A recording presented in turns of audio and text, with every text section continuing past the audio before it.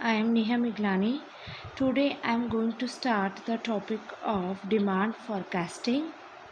This topic is very important topic for your NET exam preparation when you are preparing for the NET exam in the subject of economics, in the subject of management, and also in the subject of commerce. This topic is very useful for you because most of the questions has been asked from this topic.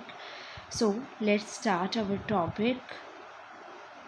Starting my videos, I just want to say that just get enrolled yourself in the Vagar Education Hub and you can get most reliable data for your net preparation on the topics or on the subjects on commerce, management, education, HRM, economics, English, home science, law, psychology, environmental science, computer application, library science, political science, sociology, philosophy, physical education.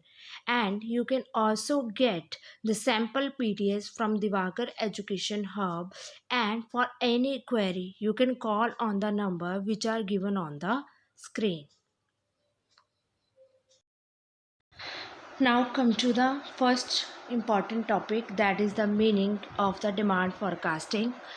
Demand forecasting means forecasting the demand for the future.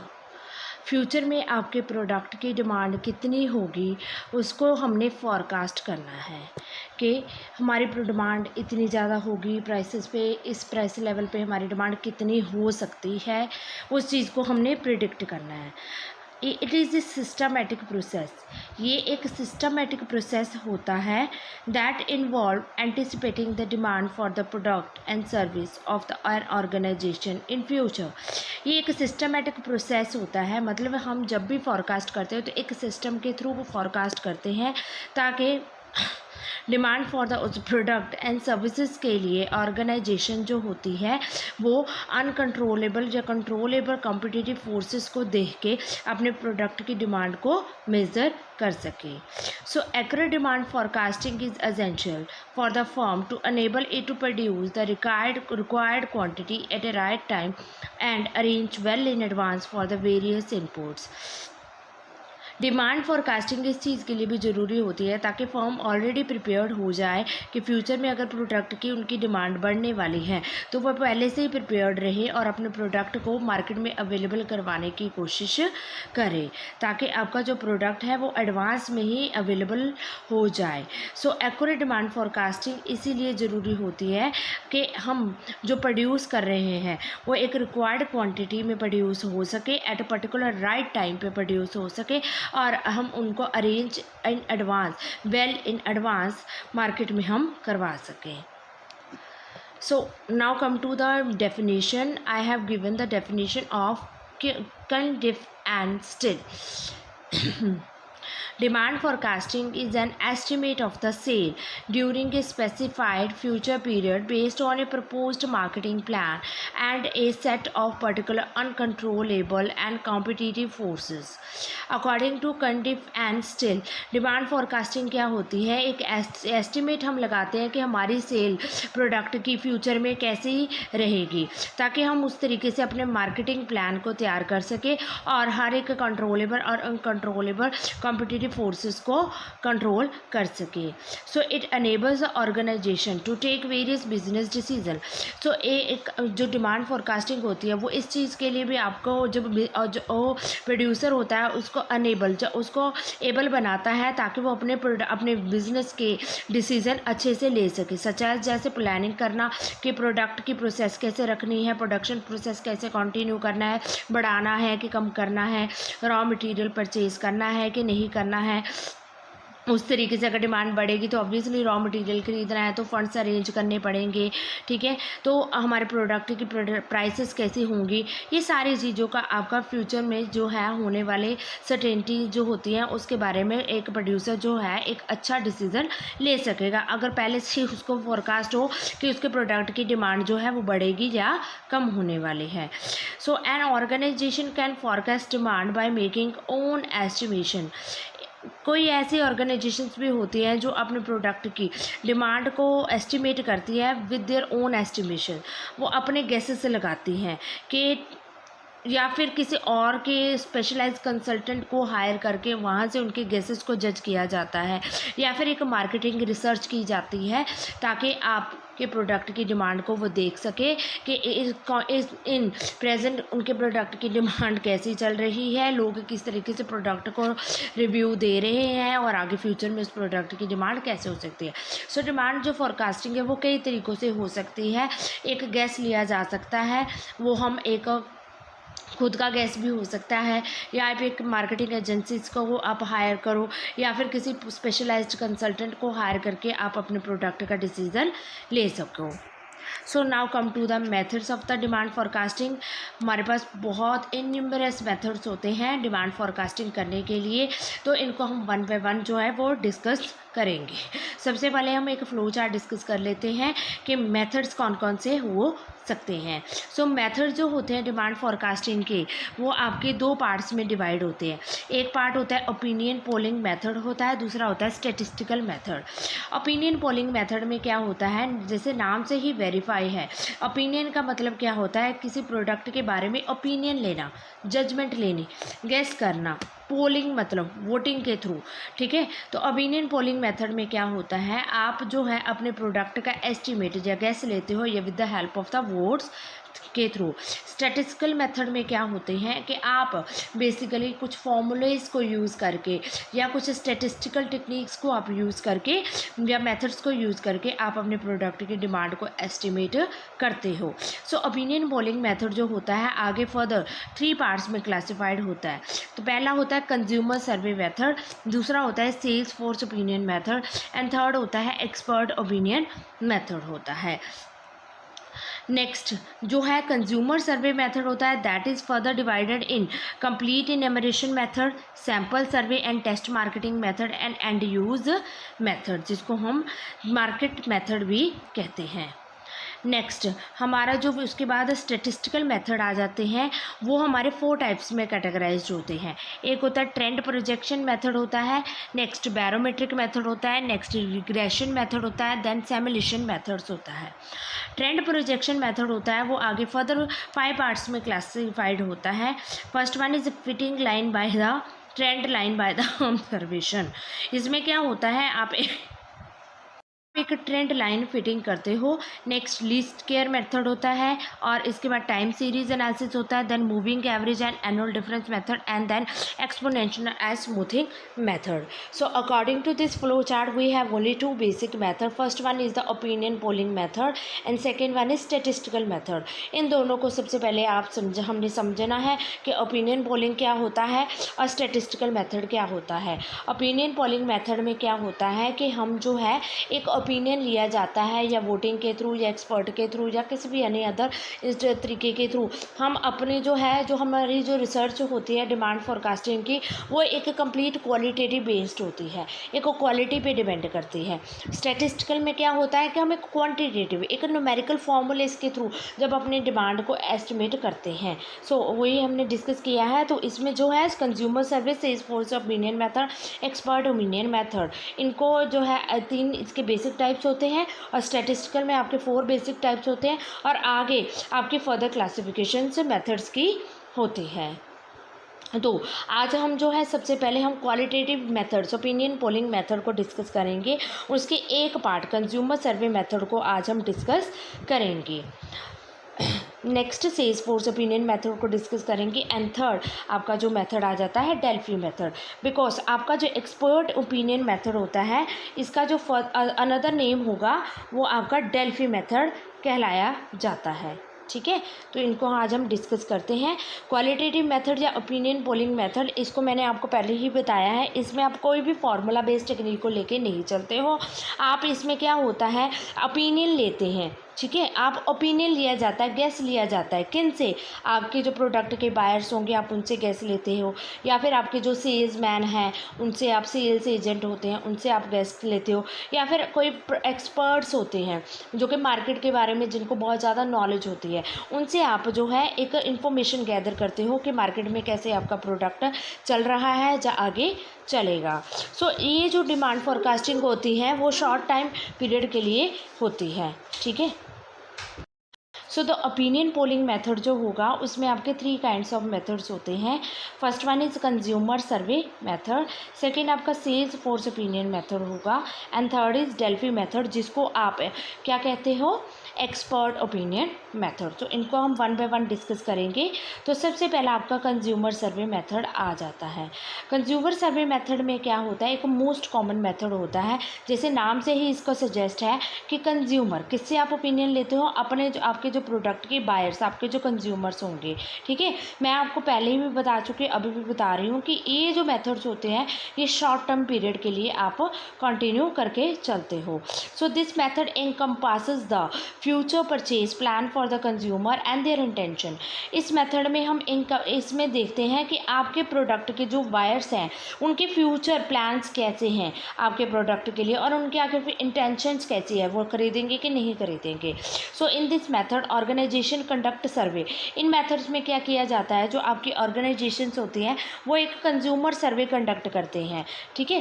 Consumer survey conduct करने के बाद उनको आप determine करते हो कि आपके existing product की आपके एग्जिस्टिंग प्रोडक्ट के जो है फीडबैक कैसा आ रहा है और आपके फ्यूचर में वो किस तरीके से वर्क करेगा। तो इसमें जो है सर्वे मेथड में आपके कंज्यूमर सर्वे मेथड में आपके 3 और मेथड आ जाते हैं। इसमें एक आ जाता है complete enumeration method, second is sample survey and test marketing method, and then and use method जिसको मार्केट टेस्ट मेथड कहा जाता है। ठीक है। सो इसमें हम पहले कंप्लीट इन्यूमरेशन मेथड, कंप्लीट मतलब होल, पूरे आपके जितने भी आपके प्रोडक्ट के जितने भी कंज्यूमर होते हैं, एग्रीगेट कंज्यूमर, चाहे ऑल ओवर द वर्ल्ड हो चाहे ऑल ओवर इंडिया, उन सभी के सर्वे को कंसीडर करके चलते हैं। So in this method record the data, हम डाटा रिकॉर्ड करते हैं and aggregate of the consumer का, जितने भी आपके प्रोडक्ट के जितने भी कंज्यूमर होंगे उन सभी से हम डाटा या फीडबैक लेते हैं। So if the data is wrongly recorded then the demand forecast going wrong.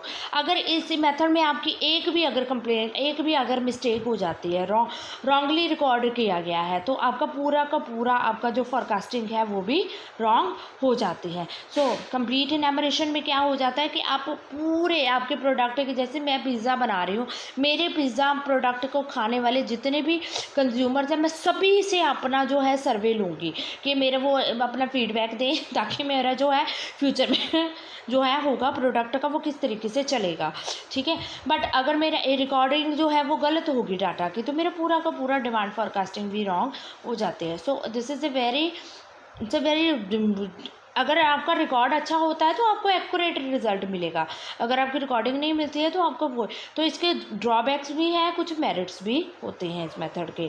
Next आ जाता है आपका सैम्पल सर्वे। सैम्पल सर्वे का मतलब क्या है, आप पूरे के पूरे कंज्यूमर को लेकर नहीं चलते हो। जैसे आपके प्रोडक्ट के 100 कंज्यूमर है, आप उनमें से सिर्फ 50 या 30 कंज्यूमर का डाटा कलेक्ट करते हो और उन्हीं से ही आप आगे की फोरकास्टिंग जो करते हो उसको हम बोलते हैं सैम्पल सर्वे या फिर test marketing method. So only few customer selected and their views are collected. इनमें जो होता है ओनली फ्यू कस्टमर हम सिलेक्ट करते हैं और उनके व्यूज़ हम लेते हैं। So based on this assumption that the sample truly represent the population. और हम इसमें ये चीज़ हम लेके चलते हैं, जो हमारा जो हमने सैम्पल सेलेक्ट किया हुआ है वो पूरी पॉपुलेशन का, जो हमारे प्रोडक्ट की पूरी पॉपुलेशन, मतलब पॉपुलेशन का मतलब ये हो जाता है आपके प्रोडक्ट के टोटल जितने भी कंज्यूमर हैं उनको रिप्रेजेंट वो कर रहा होता है सैंपल, ताकि वो सभी का डाटा वही बताएगा। जैसे मैंने बताया, जैसे मेरे को पिज़्ज़ा खाने वाले जो है वो मैं पिज़्ज़ा बना रही हूँ, तो जो मेरे पिज़्ज़ा के कंज्यूमर है वो टोटल 100 है, बट मैं सिर्फ 10 कंज्यूमर्स का डाटा लेके चलती हूँ, तो वो मेरा क्या हो जाता है सैंपल। तो टोटल पॉपुलेशन साइज उसमें हो जाती है 100। ठीक है। और बट उसमें से जो मैंने सैंपल लिया हुआ है वो 10 से ही मेरा जो डाटा आएगा मैं उसी को पूरी जो मेरे 100 कंज्यूमर का रिकॉर्ड लेके मान के चलूँगी। इसमें ये होता है, एक चीज़ का फ़ायदा हो जाता है कि आपकी कॉस्ट कम लगती है और सेकंड आपका टाइम कम लगता है। ठीक है। सो दिस मेथड, और एक सिंपल भी हो जाता है, डाटा इजीली कलेक्ट हो जाता है। बट इसके कुछ डिसएडवांटेज भी होता है कि ज़रूरी नहीं होता है जो हमने सैंपल सेलेक्ट किया है वो पूरी पॉपुलेशन को रिप्रेजेंट कर पाए कि ना कर पाए। So next third method consumer survey में मेथड में आ जाता है, वो है end use method. End use method. So this method जो होता है वो फोकस करता है फॉरकास्टिंग का डिमांड फॉर इंटरमीडिएरी गुड्स। इसमें क्या हो जाता है, इस मेथड को एंड यूज मेथड इसलिए कहा जाता है कि आपके प्रोडक्ट का एंड यूज क्या है उसकी रिगार्डिंग मेज़र किया जाता है। जैसे आप ज़रूरी नहीं आप जो प्रोडक्ट खरीद रहे हो उसका एंड यूज़ यही है कि जैसे मिल्क की एग्जांपल ले लो, मिल्क हमने लिया है, हम 4 kg जो है हमेशा डेली बाय कर रहे हैं अपने मिल्क, ठीक है। पर ज़रूरी नहीं है 4 kg के मिल्क जो है वो सिर्फ पीने के लिए यूज़ किया जाए, उसका एंड यूज़ क्या है उसको देखा जाता है, उनकी डिमांड को देखा जाता है। जैसे मिल्क का एंड यूज़ है, कुछ हम उसमें कर्ड बनाने के लिए यूज़ करते हैं, कुछ हम उसमें से चीज़ बनाने के लिए यूज़ करते हैं, कुछ हम बटर मिल्क बनाने के लिए यूज़ करते हैं, कुछ हम बटर बनाने के लिए यूज़ कर रहे हैं, ठीक है। तो बहुत सारा उसका यूज़ मिल्क का आगे होता है। तो हम उन यूज़र्स को देखेंगे, उन यूज़र्स की डिमांड कितनी है। अगर उन यूज़र्स की डिमांड ज़्यादा होगी तो ऑब्वियसली आपके प्रोडक्ट की डिमांड भी आगे फर्दर ज़्यादा होगी। So according to this method focus only on the forecasting the demand for intermediary goods, कि इसका एंड यूज़ क्या है। Under this method the sale of the product are projected through survey of its end users. इसके end users के through हम जब सर्वे लेते हैं तो उसका ही हम सर्वे मान के चलते हैं। जैसे एग्जांपल मैंने बताई है मिल्क की, तो ऐसे ही है मिल्क जो है वो यूज़ किया जाता है बहुत सारे इसमें इंटरमीडिएट गुड्स के लिए यूज़ किया जाता है, लाइक आइसक्रीम हो गया, अदर डेयरी प्रोडक्ट्स जो मैंने अभी डिस्कस किए हुए हैं उनका एंड यूज़ देखेंगे। अगर उनका एंड यूज़ का रिजल्ट ज़्यादा आ रहा है, डिमांड ज़्यादा आ रही है, तो ऑब्वियसली हमारे जो प्रोडक्ट की डिमांड मिल्क की है वो भी ज़्यादा फ्यूचर में होगी। So this is all about our consumer survey method. अब हम लेके चलेंगे sales force opinion method. Sales force opinion method जैसे इसके नाम से ही सजेस्ट होता है, सेल्स फोर्स का मतलब आपके जो सेल्स एजेंट है। अब आप कंज्यूमर को इसमें कंज्यूमर को कंसीडर नहीं करना है, आप किसको कंसीडर करके चल रहे हो, आपकी जो सेल्स फोर्स हैं उनको आप लेके चल रहे हो। तो सेल्स फोर्स आपके जो सेल्स मैनेजर है या सेल्स आपके एजेंट है उनका ओपिनियन आप लेते हैं वो कि आपके प्रोडक्ट की डिमांड कैसी है और फ्यूचर में कैसी रहती है। So under this method instead of consumer, आप कंज्यूमर की बजाय द ओपिनियन हम लेते हैं किससे, सेल्समैन के through. It is also to refer to as grass root approach. ये चीज़ आपने हमेशा याद रखनी है, आपके एमसीक्यूज क्वेश्चन में ये क्वेश्चन आ जाता है कि ग्रास रूट अप्रोच किस मेथड को कहा जाता है, तो वो हमारा होता है sales force opinion method. So as it is a bottom up method, ये भी याद रखना है। तो बॉटम अप मेथड कौन सा है हमारा, बॉटम से up, sales manager, sales agent से लेके सेल्स पर्सन से लेके सेल्स मैनेजर तक का मेथड है।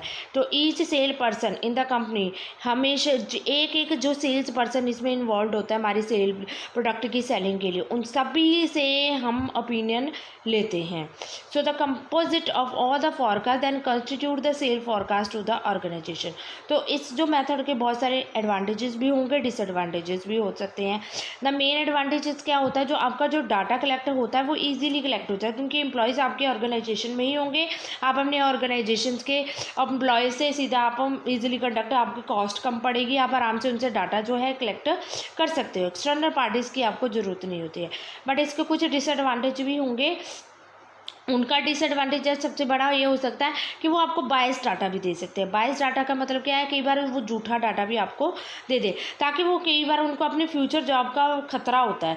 लाइक जैसे आपके मान के चलो आपके प्रोडक्ट की डिमांड अच्छी नहीं जा रही है, ठीक है। अब सेल्स एजेंट है, उनको तो पता होता है, आप उनसे अब बोलते हो भाई हमें ओपिनियन दीजिए हमारे प्रोडक्ट की डिमांड आगे कैसी रहेगी, वो आपको ओपिनियन दे देते हैं। बट ज़रूरी नहीं कि उनको पता है कि आपके प्रोडक्ट की डिमांड अच्छी नहीं है, आपका प्रोडक्ट डूब जाएगा, खतरे के निशान पे है, तो वो आपको कई बार गलत राय भी दे देते हैं क्योंकि उनको अपनी जॉब का खतरा तो है ही है ना। बिकॉज वो तो देखेंगे भाई इस पर्सन ने झूठ, इस पर्सन ने मेरे को ऐसे बोला है, ये मेरे इस एम्प्लॉय ने मेरे को ये बोला कि मेरा प्रोडक्ट खतरे के निशान पे है, बाकियों ने सही बोला है। तो कई बार वो एक्यूरेट डाटा आपको नहीं देते हैं, तो इसका ये ड्रॉबैक होता है, ठीक है।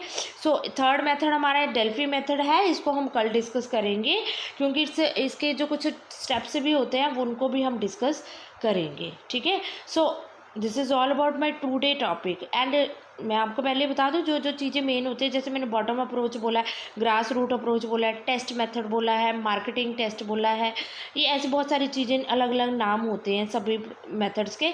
उन चीज़ों को आपने ज़्यादा गौर दे के चलना है कि कई बार आपको दूसरे नाम से ही क्वेश्चन आ जाता है। ठीक है, सो इस टॉपिक को भी आपने अच्छे से प्रिपेयर करना है अपने एग्जामिनेशन के लिए, क्योंकि बहुत सारे क्वेश्चन जो होते हैं वो इन मेथड्स में से भी पूछे जाते हैं। Thank you so much.